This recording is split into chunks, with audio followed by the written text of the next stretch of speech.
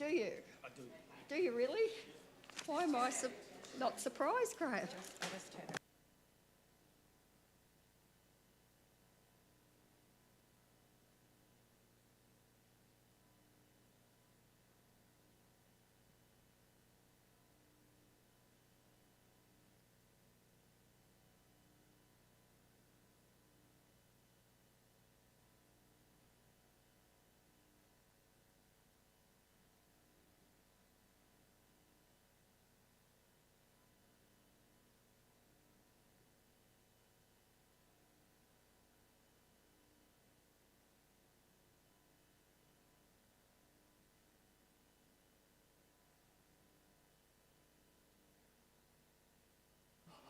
All right, where are we? We need to get going. Where's our fellow councillors?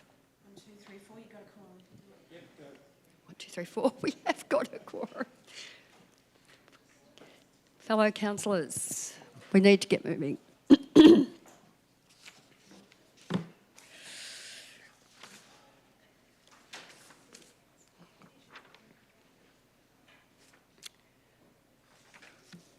So we are now reopening our planning meeting and we'll pick up from where we left off. And here it is.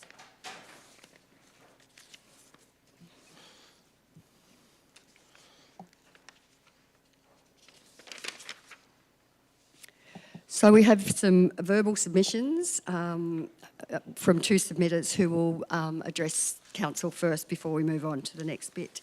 I've got a Tracy Simmons. Thank you, Tracy. And then a Johnny Stevens. Yep. Thank you. Thanks, Tracy. 5 minutes. Thank you. Thank you, Madam Mayor. Thank you, councillors. I'll just move this a little bit up. Generally, my voice is loud enough, but I'll make sure that everyone can hear me. On behalf of my clients, Jenna and Johnny Stevens, here today, who are proud fourth-generation locals and property owners of the subject property 245 Deans Creek Road, Eliminite. We thank the Mayor and the committee for the opportunity to attend and speak this evening. In the Council Planning Committee supporting this proposal will enable the Stevens and their young family to remain in the area, care for their ageing parents and continue to be ongoing active members of the Colac community. The Stevens and Jenna's family, the Beals and the Mackey clans are large and widespread throughout the Shire. Many are probably watching tonight, or they probably stopped watching an hour or so ago. My name is Tracy Simmons. I'm a principal planner for Tompkinson, a consultancy firm that specialises in planning, project management, surveying and engineering. We just celebrated our 50th anniversary and we focus on subdivisions and housing development, to name a few. I'm also proud to say that I was born in Colac and come from a farming background on both sides of my family within the Shire, so as to the Stevens. The Tompkinson Planning Report and the supporting documents outline numerous planning policies within the planning scheme, including the strategic directions, the framework plan, and the Council's own local objectives, strategies relating specifically to Colac. Our report and planning policy discussion gives strong statutory and strategic reasons for a planning permit to be granted. We have no doubt this would be viewed, if we are required to go to VCAT, that the strong policy would also be supported. I will not insult the committee this evening by recapping all the planning policies. I'm sure everyone's quite worn out by now. As I assume the members have read our report attached to the bottom of the council officer report. I do wish to take this opportunity and say that the planning committee members the following. 245 Deans Creek Road, Eliminite, the subject site, is neither suitable for high density of the 15 to 20 dwellings per hectare, as council strategically essentially feels unrealistically is seeking to achieve on this privately owned lot, and therefore is holding our application for a single dwelling to ransom by refusing. The Stevensons are not developers. The Stevensons are not seeking to sell the lot with a permitted dwelling. If they were driven by profit and gain, they would wait until the rezone. However, they can't put their family life on hold any longer. They're lodging an application now so they can build their family home. Not every person wants to live on a 300 to 400 square metre lot, as council strategic planning is trying to determine. As council planning is pressuring my client in that one narrow direction of planning. But let's not forget that the planning scheme also seeks to provide diversity in lot sizes. However, what they are seeking to build is their family home on a lot that was designed some years ago and acknowledged by council with the inclusion of the subject site being within the Colac growth boundary. As such, seen as suitable for residential dwelling development, not agriculture. Whilst the subject site is clearly not large enough for any agricultural operations, the importance of protecting our existing or potential productive farming lands is not disputed. We both come from farming backgrounds. However, the subject site is neither suited, located, as it sits within the growth zone, nor provides any opportunity for agriculture as it is less than 1 hectare in size. It is being presented to us that in supporting our single dwelling, it will cause fragmentation of agricultural land. In fairness, this was allowed to happen many years ago through no fault of my clients. Earlier subdivisions and now the physical barriers of road creation of Deans Creek Road and adjacent roads of Neil Street and Laws Street, all council roads, show the subject site and surrounding land cannot provide any traditional type of agriculture on the scale of food and fibre, which would normally sit under the classification. Therefore, there is no existing or potential agriculture to be concerned about to be impacted. Council planning assessment of our application has been and continues to conflict with itself on planning policy and rationale. In one instance, we're stuck in the past on the now, what is obviously an outdated farming zone, and the future planning of the Deans Creek Precedent Structure Plan project, now in its second year with another 2 years expected before being possibly implemented into the planning scheme. Yet the council planning officers are holding my client's application to ransom and forcing their lives to be put on hold. On a proposed amendment, as of yet, that is not only not incorporated into the local planning scheme, but is not even approved upon.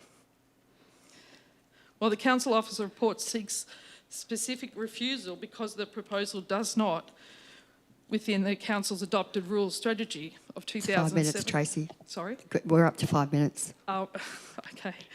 Thank you. Last point. Last point. Okay, sorry. All I would like to say is that they're proposing for a single dwelling. The single dwelling will not impact on any future planning of the strategic in such that the dwelling will be sited at the back. The existing shed that's on the block will not impact on any existing drainage easements that may be required. And there is scope for subdivision, but not to the scale of 15 to 20 dwellings because the site being under 1 hectare would not allow for internal roads and the type of infrastructure that would be required for that high density. Thank you. Thank you. Thanks, Tracy. Any questions, councillors of Tracy? Councillor Hanson. Thank you, Tracy. I just wanted to ask, well, I've actually got 2 questions. When your clients bought the property, did they buy it under the impression that they could build a house? They certainly did. It's certainly the look of the subdivision looks like it's designed for residential. It's also that they were under the impression because 2 previous lots within the same subdivision did come to a council planning meeting on the recommendation refusal from council were overturned and were granted permits under the planning committee process. And my second question is why, probably just to reiterate, or just to go over, you said that it's not suitable for large scale development, or why won't, if a house was approved, in your opinion, why won't it hold back development, more significant development? Well, the site itself, I mean, it's currently zoned farming zone. It sits within the growth boundary, but it sits right on the fringe of that growth boundary. As such, the land opposite is, because it's outside the growth boundary, is likely to remain farming zone for some years. So it will interface onto that. So to have something like 15, 20 dwellings on the lot doesn't make sense, where other sites closer to town, closer to services, closer to transport are much more feasible in relation to that higher density. Thanks. Any other questions, councillors? Thanks, Tracy. Thank you. Thank you. Now, Johnny Stevens. Is it? Oh, that's okay. You've spoken on John's behalf. That's fine. Thank you. Thank you very much. Councillors, do any questions of officers? Councillor Hart. Then Councillor Costa. Thank you, Mayor. I've got a couple of questions. The first question, I just want to understand how this site was zoned farm. Was there some sort of, I understand it was a zone for zone transfer. Can we have an explanation as to what happened to cause a zone for zone transfer, and what studies were done at the time of that transfer to make this a farm zone? Yeah, through you, Madam Mayor. I think the question's in relation to, in 2006, there was a translation amendment that happened pretty much statewide, where the rural zones became a farming zone. The subject land was included in a rural zone in 2006 and translated to a farming zone after 2006. So it was from 1999, I think the new format planning scheme came in, where we had statewide zones across all planning schemes. Previously to that, there were rural zones, township zones, those sorts of things were all different across the state. So around between 1997 and 1999, a lot of that was translated, so there were standardised zones across the state. That occurred with the Colac Otway planning scheme in 1999. There was a simple translation of, it was a rural zone. Again, not much change to the minimum lot size. The 2006 translation occurred to a farming zone. And there were no studies or anything. It was a simple translation driven by state policy right across the state to try and prioritise the protection of agricultural land more so than what was being achieved in the rural zone. Thank you. Follow-up question, Councillor Hart. Second question, which is a different issue but to do with the application, of course. If a permit was to be granted and some time down the track sewerage was connected to that area, would there be any requirement to move off a septic tank into to connect to the sewerage system? How would that work? Through you, Mayor, yes, there are requirements, legislative requirements to connect to sewer if you live in an area that was previously septic, you would be required to connect to sewer. Thank you. Councillor Costin. Thank you, Mayor. Was this application referred to the Department of Agriculture for comment? And if it wasn't, why didn't we? Through you, Mayor, the application wasn't referred to Agriculture Victoria. The reason for that was no argument at all was put forward to say that the application was made on grounds relating to farming policy or that it was justified for agricultural reasons, so there was no reason to refer the application to Agriculture Victoria. There was nothing to assess in terms of compliance with farming policy.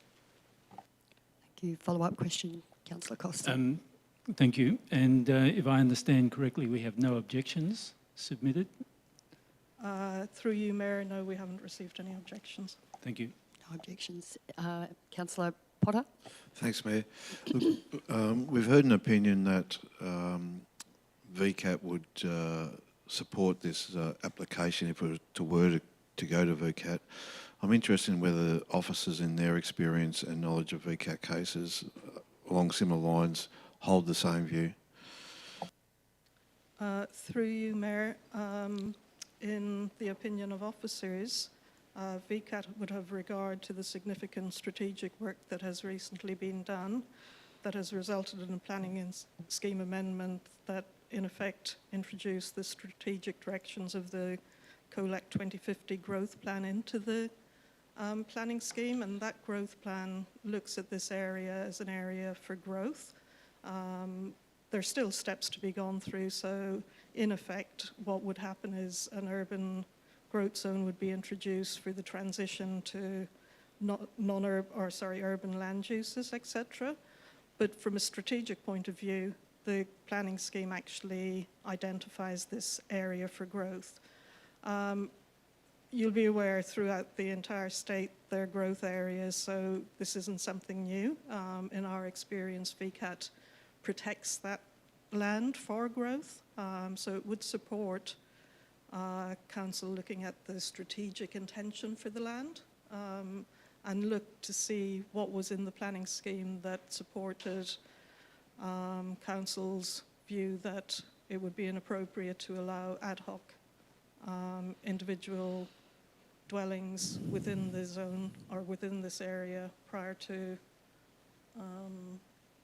further work on the precinct plan, etc. Thank you, Blauthane. Councillor Finnegan. Yes, thank you, Mayor. And this one's a question, officer. So am I right in thinking that this zone, the subject property would be contained within the boundaries of what's going to be considered under the Deans Creek Precinct Structure Plan? Through you, Mayor, yes, it absolutely is. So essentially, we're here debating today on someone building a house on a property that's likely, and not to prejudice the outcome of a future precinct structure plan, that's likely to end up residential in X amount of years anyway. Through you, Mayor, yes, long term it'll be residential, and that's the investigation that's underway. And as part of that investigation of the precinct structure plan, it will look at what a future urban residential layout may look like. So that process will be a co-design process. That process gets underway early next year. Through you, Mayor, I would also just add to that the precinct plan will look not just at things like road layouts, etc. It will also look at where residential should go, where community facilities should go, where open space should go. It's not just a case of this land will become residential. We don't know. The precinct plan is looking at how best to get an integrated plan that looks at the area as a whole, at where things should go, and preserves the land so that it can be developed appropriately. Thank you. But council has already approved 2 other properties within that zone, have we not? Through you, Mayor, as the applicant mentioned, there were 2 decisions made by Planning Committee against officer recommendation to allow dwellings. One of those applications, or permits, has lapsed. There is still one live one. That application site actually was sold after the permit was issued. It hasn't been developed yet. Thank you. Any other questions? Councillor Arnott.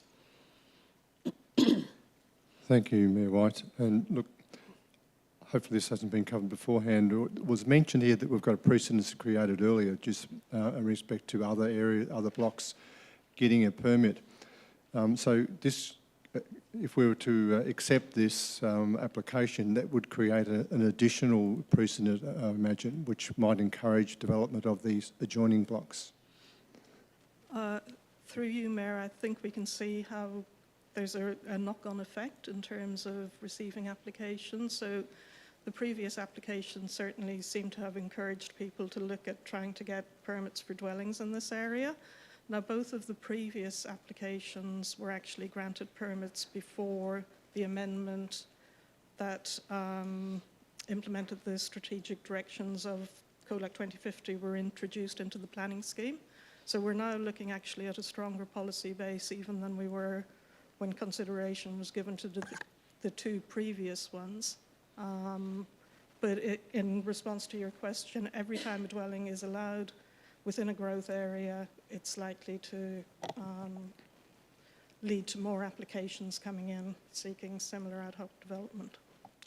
Thanks, Paul. Okay, thank you. This area that we're talking about is subject to inundation overlays, is it correct?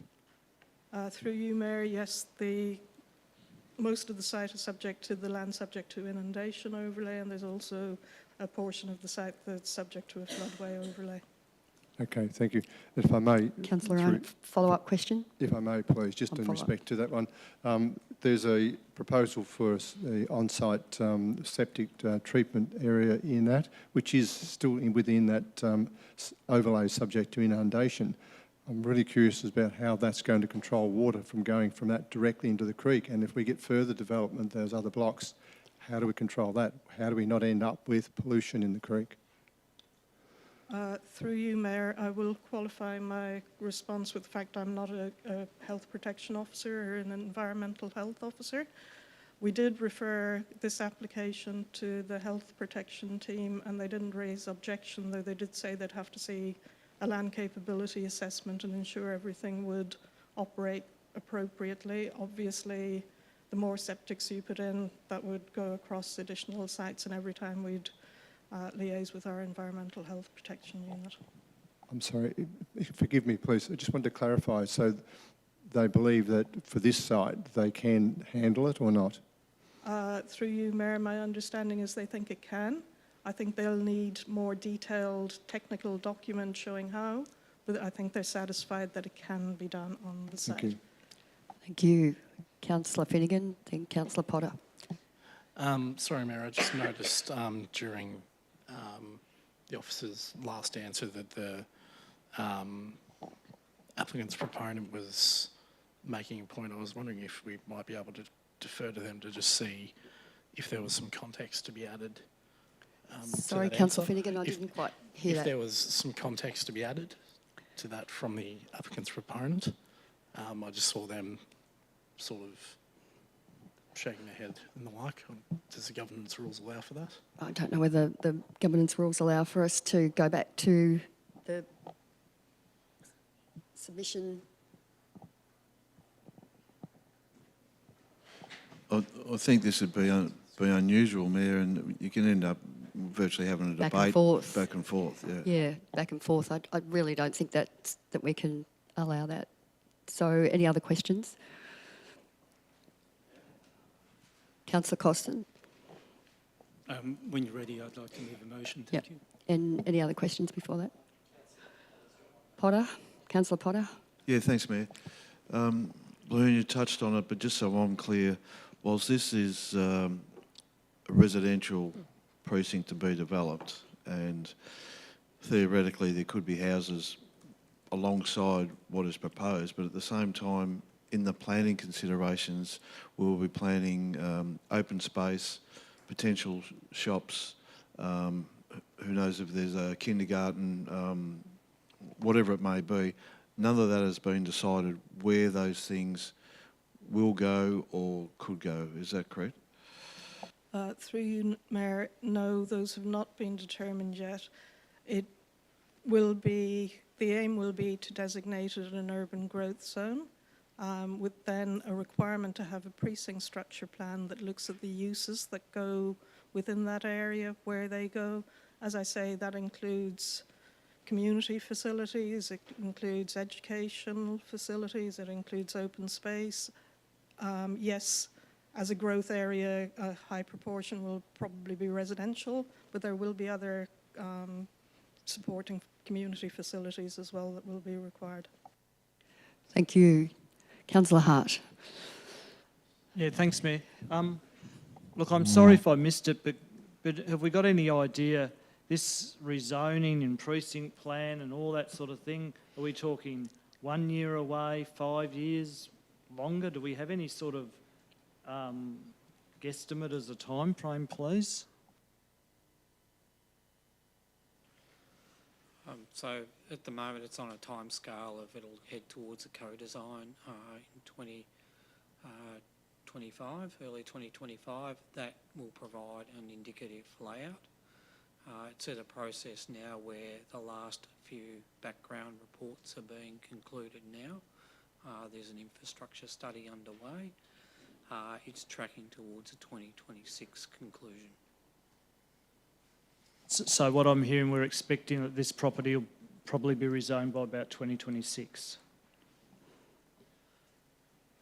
It's from there, there'll be a panel hearing. There's a whole host of further considerations that'll occur, but the likelihood is at the conclusion of a panel hearing there'll be a recommendation to the Minister for Planning. Our proposal through Colac 2050 framework plan is the area is included in an area for urban growth zone and most likely residential.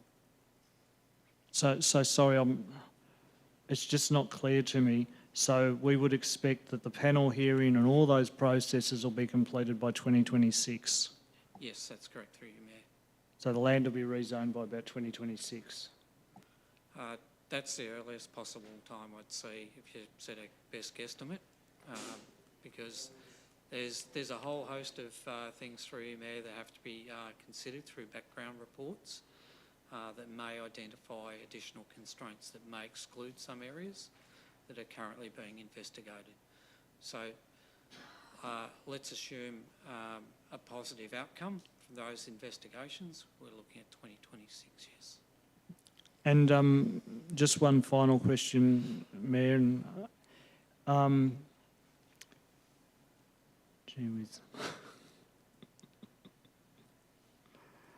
So it's rezoned in 2026. Oh yeah, there was concern about all these other houses that are going to be built in the meantime on these other blocks. How many blocks are we talking about? 10, 100, 50, please? Just a rough idea. I'm happy for it to be within about 10 would be pretty good.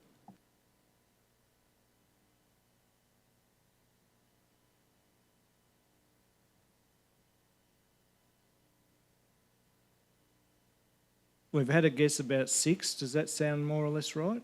Through you, Mayor, in terms of this particular row, probably 6 or so, yes, but there are a lot of other small lots in this area as well. So if you go wider than that, you're into a lot higher figure. Thank you. Thank you. Last questions. We need to get on Councillor Potter. Thanks, Mayor.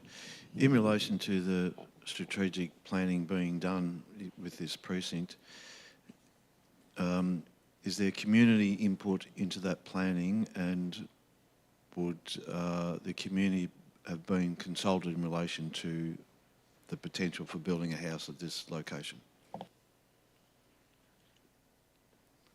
Through you, Mayor, probably won't get to the specifics of a single dwelling on a lot in this location, but the proposal and the precinct structure plan process, certainly compared to what the Victorian Planning Authority do in the metropolitan areas, there's a higher level of engagement proposed and underway currently for the precinct structure plan. There's the council's appointed a community reference group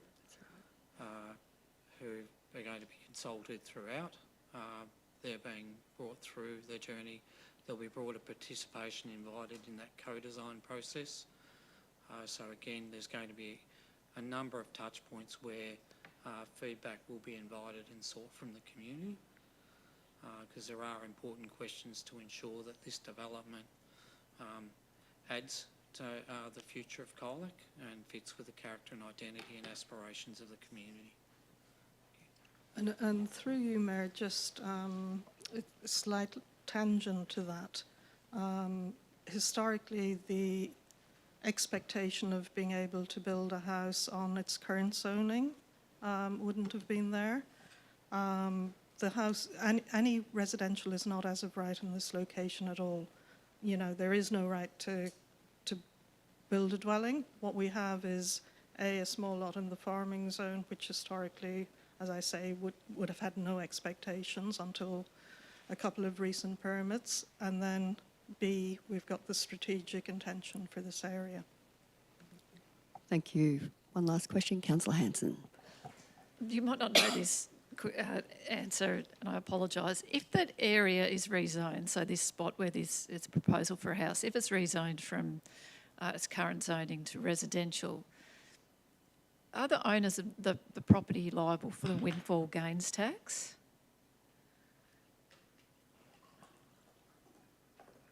I know it's it's a strange question, but I'm processing a few things in my head. Or you don't? Through you, Mayor, I don't know the answer. Because I guess what I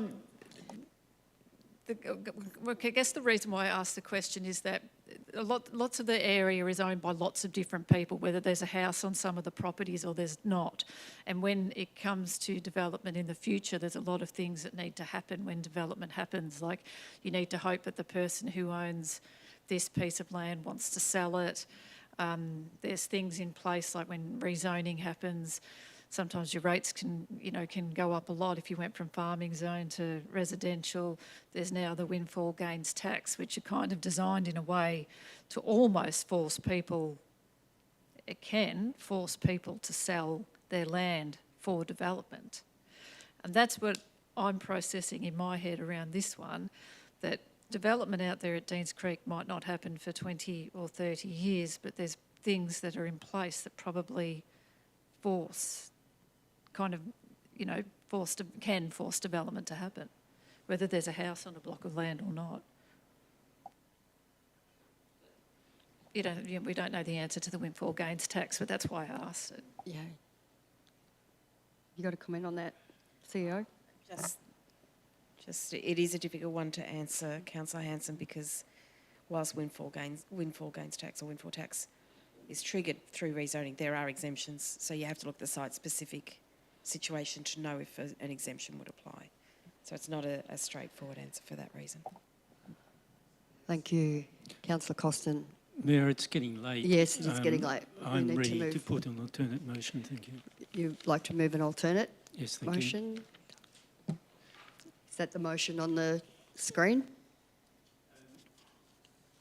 Yes, it is. If it's the one that we were distributed with, it is to resolve to grant a permit. And I understand the applicant has had the opportunity to review the conditions on this and agrees with the conditions. Is that correct? Thank you. Thank you. Do I have a seconder?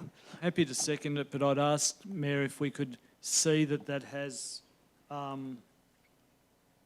13 points that ends with expiry and then 5 notes, just so we know it's... The one on the screen? So that's the one. It's the one we've got in front of us. It's all the same. Is that?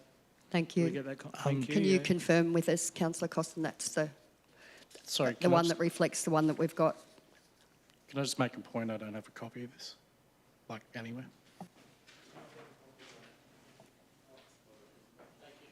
Thank you. Councillor Finnegan's now got a copy. So, Councillor Hart, you're willing to second that? Thank you.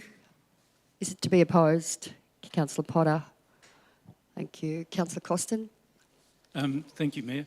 I'd start by thanking our planning officers for their work on this, and I understand where they're coming from to some extent. This subject of urban planning fascinates me because I've worked in this area for many years. I've prepared urban development plans along the same lines as this Colac framework plan. I've worked with planners, I've worked with engineers, I've led teams of engineers and planners and economists and environmentalists to prepare these sort of plans. I also taught budding municipal engineers urban planning when I was at Deakin University many, many years ago. So I understand the planners' need for an orderly utopian sort of vision of the future, longer term vision. But I also worked with engineers who have a much more pragmatic, and if I could perhaps say common sense view of this. And I'm an engineer, and I used to be an engineer. So this is the way I look at it, with a common sense pragmatic view. And I look at, well, what's the supply of land that we need here? And I've asked questions about population growth and supply of urban blocks, vacant blocks at the moment. Our population growth has been very low over the last couple of years. Ever since this framework plan was prepared, it's been about an increase of 100 people per year. This is just in Colac Eliminate. And right at the moment, we have something like 40 vacant lots available for sale, which are ready to build a house on, and we have 60 in the pipeline. So there's a lot of blocks there available at the moment. This framework plan, it aims to provide 4,500 vacant blocks, 4,500, a huge amount of vacant blocks. And when you consider the location of this particular application on the southwest corner in a low-lying area, practically a floodplain, you'd say, well, this is going to be the last area to be developed into residential, and it'll probably be rural residential area. We know our larger developers are looking more to the north. That'll be the first areas to be developed. So this will be a long time coming, 20, 30, maybe even 50 years. In that time, someone could build a house, house a family, and by the time it was needed for more intensive subdivision, if it is, the house could be falling down by that time. So I don't see that the construction of a house on this particular block of land is going to compromise our Colac framework plan. Thank you. Thanks, Councillor Costin. Councillor Hart? I'll reserve, You'll thanks. reserve. Councillor Potter? Yeah, thanks, Mayor. Look, I won't be supporting this motion. I was happy to support the officer's recommendation. I do respect the applicants and they want to build a house, but and it's a nice area. But the facts are that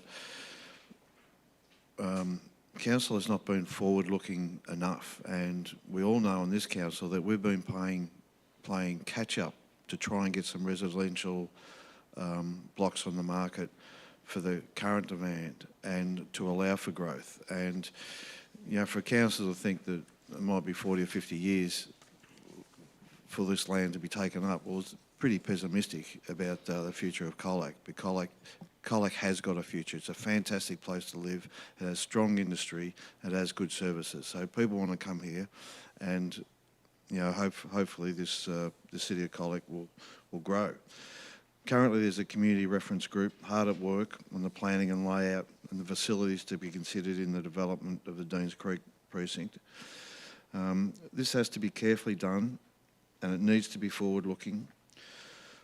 Plonking a home in a blank canvas doesn't do justice to the work that these volunteers are doing, alongside our experts from council and other organisations. We've been criticised over the years for lack of long-term strategic planning. As I've said, we're playing catch-up. We have to be forward-looking. We've all, well, I shouldn't speak for all of us, I have been critical of council over the years for not looking forward enough. I have said, why did council allow that? I'm really hesitant to support, well, I won't support the placing of a house on a greenfield site, which maybe have houses next door to it, could have a kindergarten, it could be the prime spot where the open space should be. We don't know yet, but if you put a house there, well, it rules so many things out that could be really of strategic importance to this particular part of the precinct. There has been a couple of previous recommendations by officers overturned by the planning committee here. From memory, I did not support that because I take into account the strategic importance of having a greenfield site that we can build and grow for this community.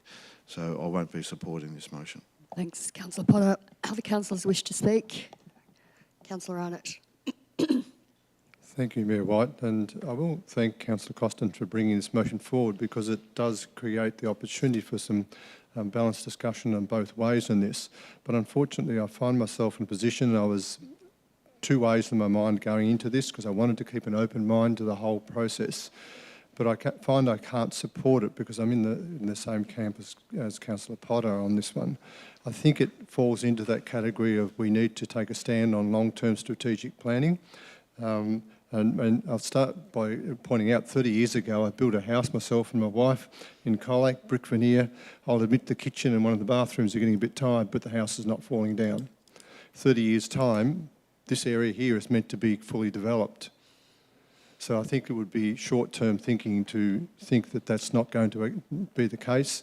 Deans Creek development, if you look at the subjective plans for it now, a lot of these areas here, it's not about putting 50 houses in this one small hectare. It's about some of that might actually be a dam, caption dam for the stormwater because of the creek floods from time to time, so that it would act to mitigate so that you can put intensive housing on the other areas. These things need to be strategically available, and so those 6 blocks or 8 blocks will probably be picked up over time by a major developer, and they'll be paid premium prices for that process to get the outcome we need. So I wouldn't like to think that one house and amongst that is going to potentially spoil the opportunity to develop right down along this creek corridor because we allow for these things to occur. Thank you, Councillor Arnott. Any other councillors wish to speak? Councillor Finnegan. Thank you very much, Mayor. Councillors have made sort of very good points. You know, we all know that Colac really is a beautiful place to live and it's got a great future ahead of it. You know, we're close to other towns. We are essentially a commuter belt town, for want of a better term. But we also have, you know, services and industry locally. And here we have a family who own this property and they want to build on it ahead of it being put into a precinct structure plan. Now, they own the entire site, and I do think it's, upon having listened to everything, I think it's naive to deny them the ability to build their home on this site just because there may be the opportunity in a precinct structure plan, which is going to come into force in the future, for this to be subdivided and more houses and that to be put on it. The reality is, people don't have to subdivide. People are more than entitled to live on larger allotment sizes, and this is what they're seeking to do. They're seeking to, you know, rectify what essentially was a zone swap from many years ago, which will enable them to build on land that previously, as I understand it, could have been built on. And if I'm incorrect in that, I do apologise. But, you know, we've got a lovely family who's wanting to build their home. They're wanting to go there now, you know. They want to build there now because they can control the outcome of their own land. You know, they won't be expected to subdivide it and build to the expectations of everyone else around them. And that's fine.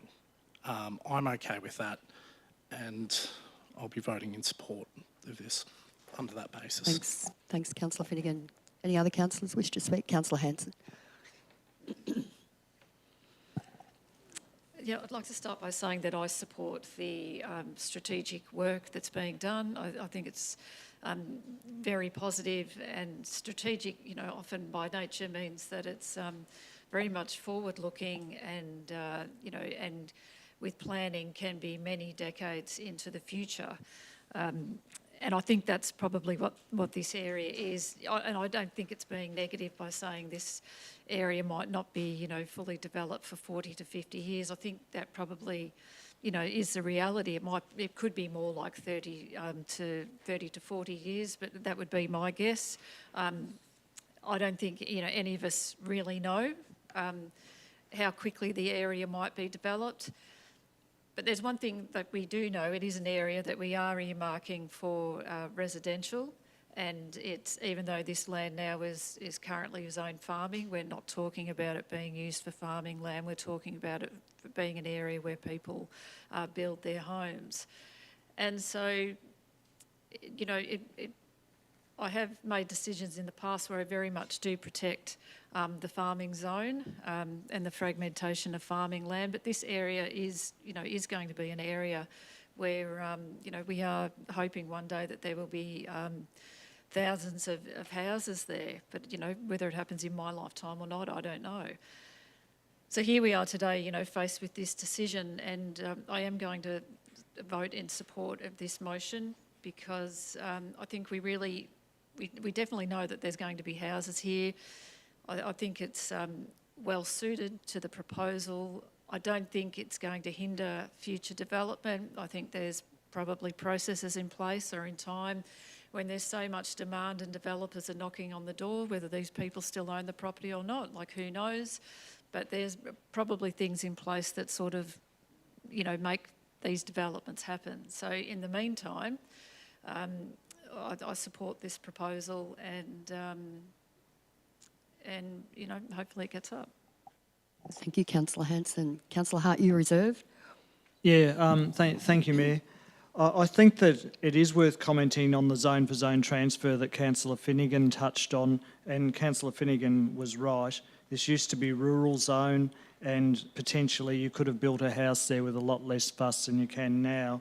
And there was a zone for zone transition in, I think it was November 2006, which simply made rural zone farm zone with no regard as to whether or not the land was genuinely part of a functioning farm. Obviously, many farms are in farm zone, and that's great. I think this is one of the odd sort of examples that being zone for zone transfer to farming was probably inappropriate. It was very quick and simple, but it wasn't appropriate. We have a service station on the east of Colac that's zoned farm, so I think there's many examples of properties inappropriately zoned farm. So I think the point was made well that any concept that this is in some way going to interfere with farming is simply not the case, and really those clauses in the recommended refusal have no validity in my view. I do understand the theory of the planning, but I also understand the real need for housing now, not necessarily waiting for 10, 20 years. We're not really sure. It might be rezoned in 2026, or maybe it won't be, we're not really sure. And there's so many other subdivisions and rezonings going ahead throughout Colac. So the suggestion that this is needed and we're going to somehow upset that, I just think that that's not a valid suggestion. I think this is an example of why we have councillors and why councillors have said that this sort of refusal has to come to the planning committee essentially for review, and I will be supporting that a permit be granted. I point out where the house is situated on the particular lot, that it does leave itself that if the rezonings go ahead, if you can have more high density development in this area, a lot of ifs, that potentially the landholder could, if they wanted to, subdivide off part of their land for housing, and in the meantime you have a family that's got a house. Is that really such a bad thing? I do want to address, although it hasn't been mentioned today, that sometimes with these I get criticised, oh, they might sell the property, Well, if we grant a permit, even if the property is sold, someone gets to build a house. Whether it's, and I'm not jumping to any conclusions about this applicant, but I'm just making the point, if we grant a permit to build a house, then someone builds a house and another family has a home to live in. I mean, is that such a bad thing? I don't think that if this block, not allowed to prejudge what happens to the next door, I'll get into trouble, but I can't see that this is going to upset the need for housing developments in Colac, and even with the siting, leaves that possibility open for a high density development. When I was a little boy, if I can, Mayor, when I was a little boy, Just a little bit over, yeah, Councillor and I Hart. used to walk to the primary school.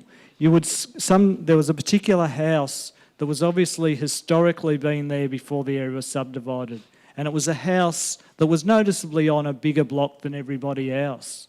And you know, maybe if this does become a higher density area, this will be one of those houses, but with still room for other housing.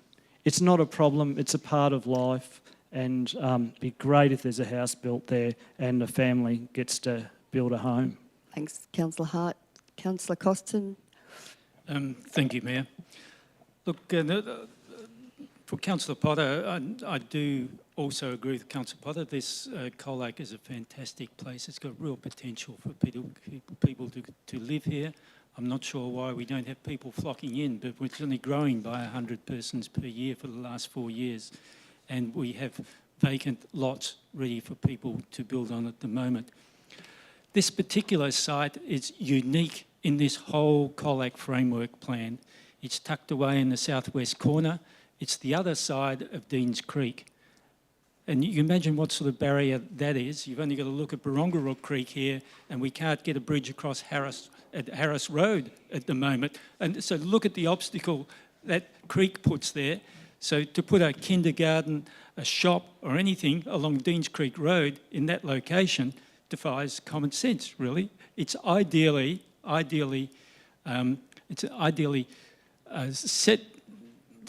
located to become rural residential, to provide a gradual transition from medium density residential, rural residential into the farm zone across the road. It's ideally located for that. And those blocks can be 1 hectare in size, which is what this is. So it more or less fits what I see should be the vision for the future for this particular corner of the Colac framework plan. Thank you. Thank you. Thank you, Councillor Costin. I'll now put it to the vote. All those in favour? Those against? Carried 4-3. Division, all those in favour? Councillor Hart, Councillor Finnegan, Councillor Hanson, Councillor Costin. Those against? Councillor Potter, Councillor White and Councillor Arnott. Thank you. Thank you. Now, Mayor, did we deal councillors- with the minutes? Yes, I was just about to move to the minutes. Sorry, in the moving between the two meetings, I inadvertently went to point 7 instead of point 6. So if we could just I'm happy to move that the propose draft minutes be adopted. Thank you. Can I have a seconder? Thank you. Is it to be opposed? Oh, Councillor Finnegan. Well, you both hands went up together. Okay, Councillor Finnegan is the seconder. Is it to be opposed? All those in favour? Carried 7-0. Thank you, councillors. Thank you for your indulgence and your patience. It's been a long night. It's been a long night. Thank you. That concludes our meeting.